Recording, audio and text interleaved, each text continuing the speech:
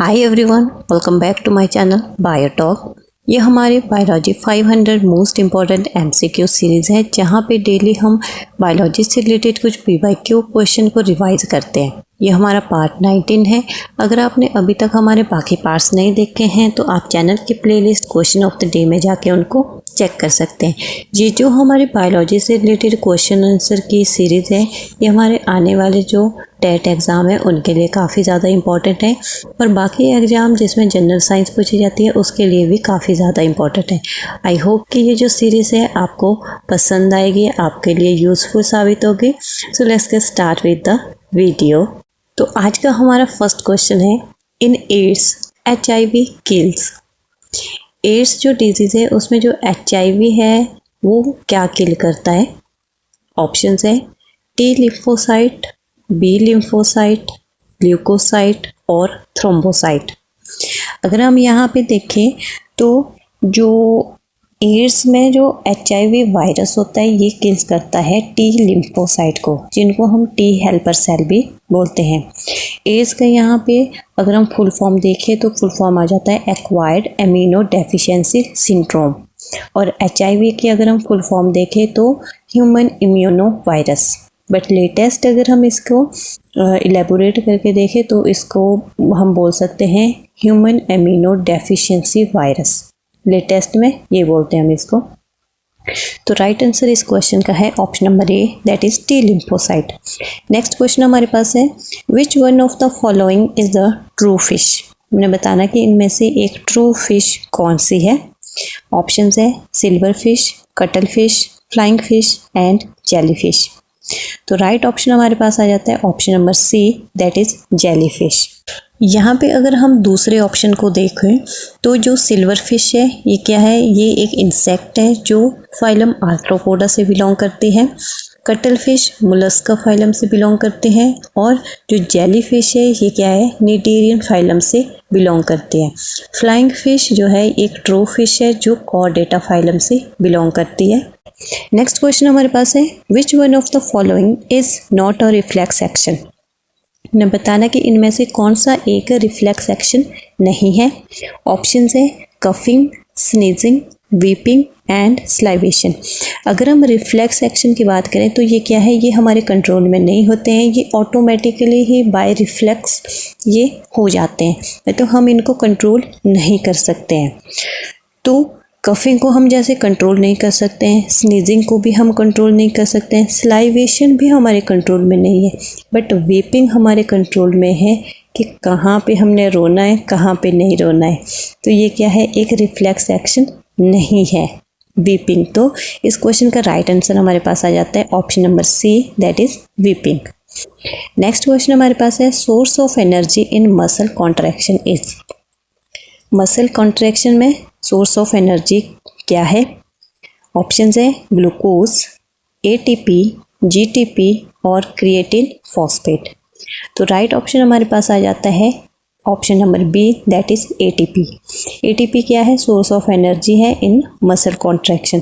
ATP की अगर हम फुल फॉर्म की बात करें तो ये आ जाती है हमारे पास एडिनोसिन ट्राइफॉस्फेट, जिसको हम एनर्जी करेंसी भी बोलते हैं, एनर्जी करेंसी ऑफ सेल बोलते हैं।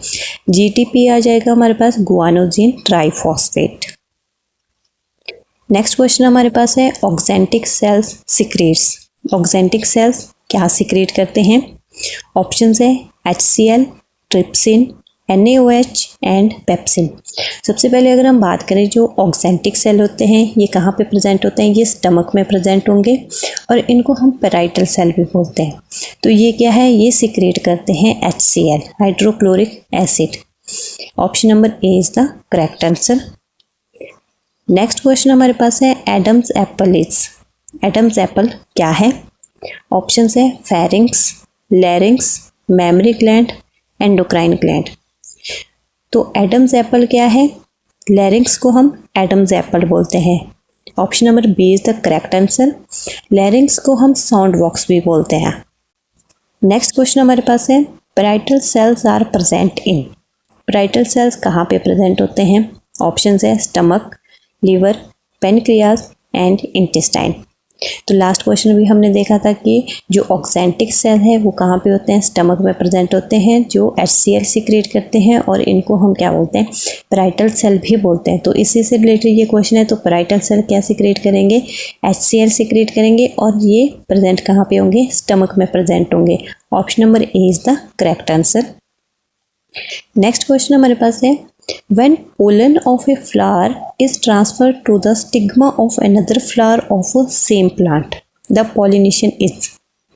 अब इस क्वेश्चन में क्या है, पोलन ग्रेन की ट्रांसफ़र हो रही है एक फ्लावर से दूसरे फ्लावर के जो स्टिग्मा है उसके ऊपर, बट प्लांट क्या है, सेम है। तो इस तरह के पॉलिनेशन को हम क्या बोलेंगे। ऑप्शंस है ऑटोगैमी, सिनगैमी, जिटेनोगैमी एंड साइफोनोगैमी। तो राइट ऑप्शन क्या हो जाता है, इस तरह के पॉलिनेशन को हम बोलते हैं geitonogamy. Option number C is the correct answer. Next question हमारे पास है, the development of fruit without fertilisation is. Fruit की डेवलपमेंट विदाउट फर्टिलाइजेशन क्या कहलाती है।